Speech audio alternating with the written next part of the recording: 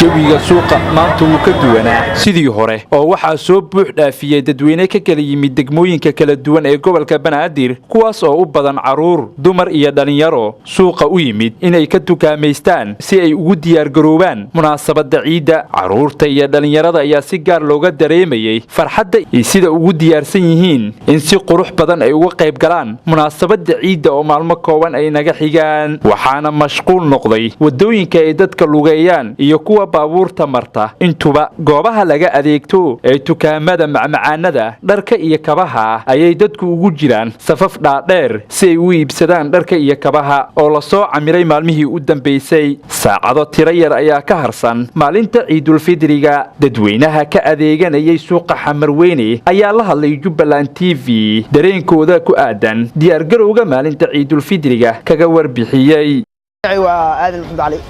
حكسونا دقمة حمروني قرآن أجارك مروس قرآن شلام الصبر ورتي عديات غن جروج عيد ما شاء الله عادي هذا يونك سنة طبعا أمد سومالي دوحنا لي مركز تجوان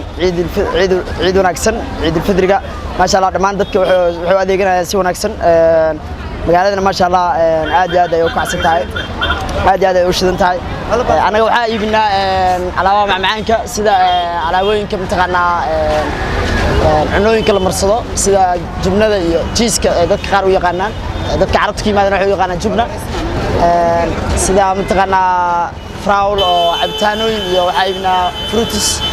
بسم الله الرحمن الرحيم مقعي ومحمد عبد الله معلم maanta suuqa weyn Xamarweyne waxa uu imaanay diyaar garowga ciida aad iyo aad u faraxsanahay maanta inaan soo aasino waxa kale oo ku faraxsanahay bisha barakeysaneed ee Ramadaanka aakhirkeeda wax badan ka faa'iideysan inay gowgowan wata insha Allah dhammaan waxa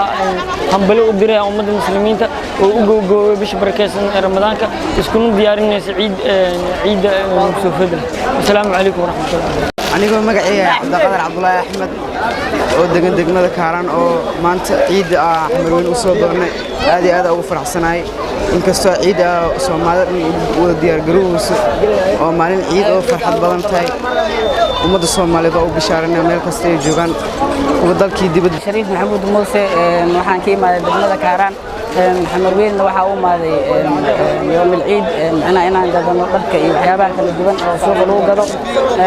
مد سومالياتنا وهم مليانة يا مدام بشر بدن بركيسن سيد أمانة سيجب دوج جبتو يوم الفرح نقصو معنا فلا هاي ما شاء الله وكون فرح سنة العيد سوى نكسنا وسوى عطوة ما شاء الله حمر وايد جدا سيد